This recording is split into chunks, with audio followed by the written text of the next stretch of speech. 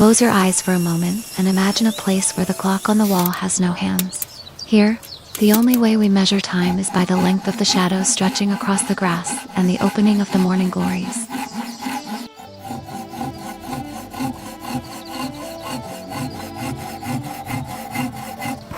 There is a small wooden gate, tucked away behind a curtain of climbing roses and wild ivy. To most, it is just a garden, but to those who listen, it is a living, breathing sanctuary. It breathes with the rhythm of the seasons, exhaling the scent of damp earth and inhaling the warmth of the sun. Today the air feels different. It is thick with the sweet, dry scent of fresh cedar and the promise of something new. There is a project stirring in the mind, something to bridge the gap between the wild earth and our daily bread. It begins not with a loud noise, but with a quiet intention. A single measurement, a sharp saw, and the steady, rhythmic beat of a heart that finds its greatest peace in the act of creation. We are not just building, we are waking up the wood.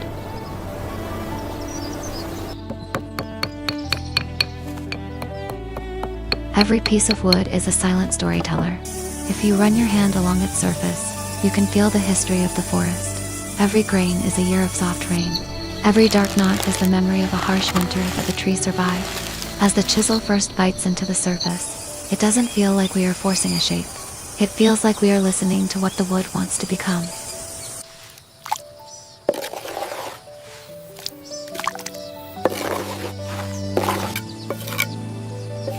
We aren't simply making a table to hold our plates. We are carving a path. We are dreaming of a river made of resin and light, designed to flow eternally through the very center of our home. It is a slow process. There is no need to hurry here. The sawdust falls like pale snow, coating the workshop floor in a blanket of memories.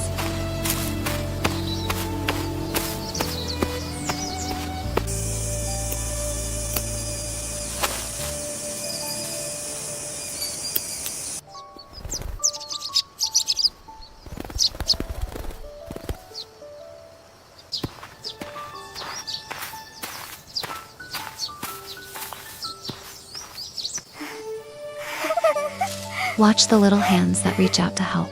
They don't see the splinters or the heavy labor. They only see the magic of transformation. To a child, a simple piece of scrap wood is a majestic castle, and a handful of shavings is dragon gold. We must remind ourselves to see the world through those eyes more often, to realize that the work is actually a form of play, a dance between our imagination and the materials of the earth. The moment of transformation finally arrives.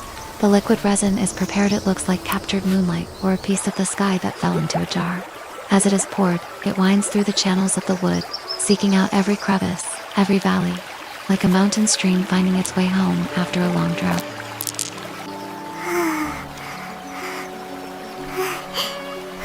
The hum of the dragonflies creates a soft vibration in the air, a natural music that keeps us company. And the peaches on the branch begin to blush, turning a deep, dusty pink under the gaze of the summer sun.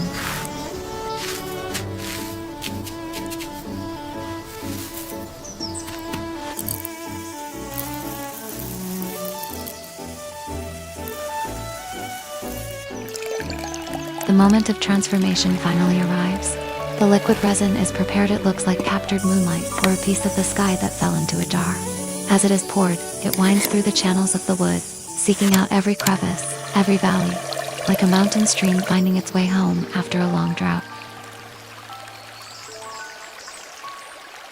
While the wood rests and the table begins to find its soul, the garden offers up its own quiet labor. Have you noticed how the garden never hurries, yet everything is always accomplished? The tea leaves grow heavy with the silver weight of morning dew.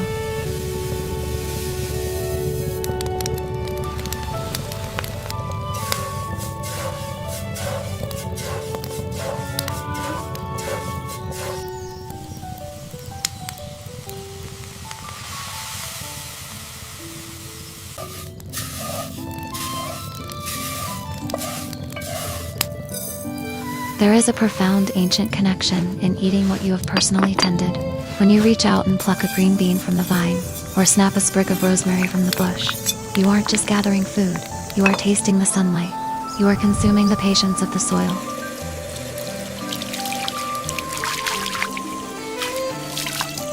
The kitchen comes alive as the light fades.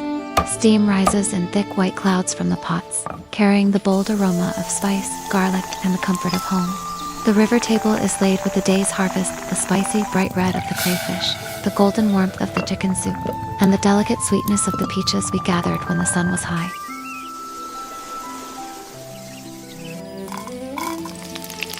We move through the rows of vegetables with soft footsteps, mindful of the life teeming beneath our feet. This is the true luxury of life, not the things we buy, but the time we spend watching a flower bloom or a fruit ripen. It is a reminder that we, too, are allowed to grow at our own pace. We are allowed to take our time to become sweet.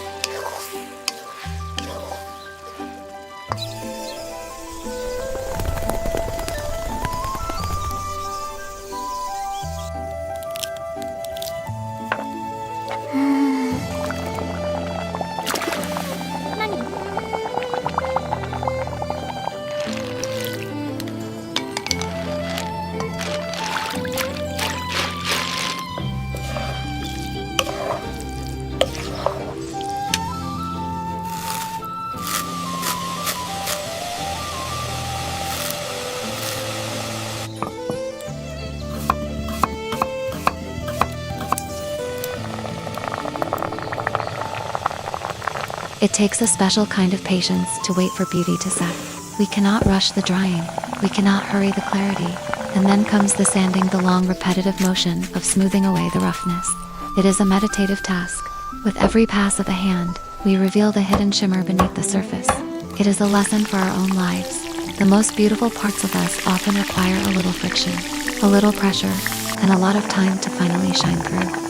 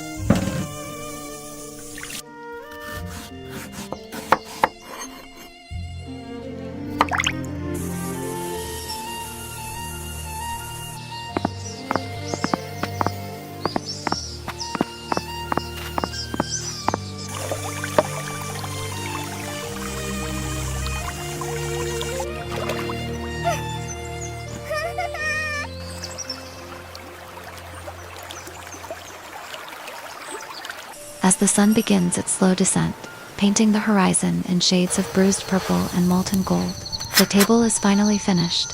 It isn't just furniture anymore. It is a landscape you can touch. It is a piece of the forest brought indoors to keep us warm. Lanterns are lit, their small flames dancing in the evening breeze, casting long playful shadows against the polished wood. We sit down together, the wood smooth beneath our hands, and for a few precious moments, the rest of the world simply ceases to exist. There are no deadlines here. There is no noise.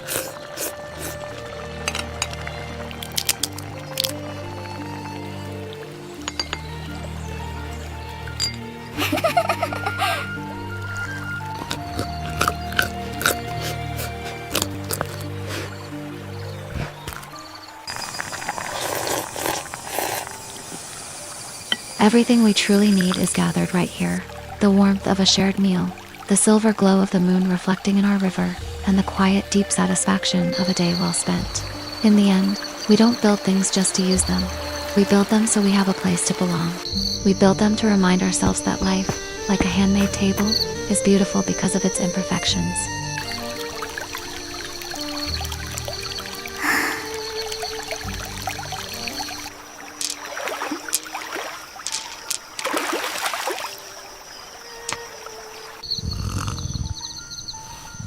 Sleep well, and may your heart be as full as the garden in harvest.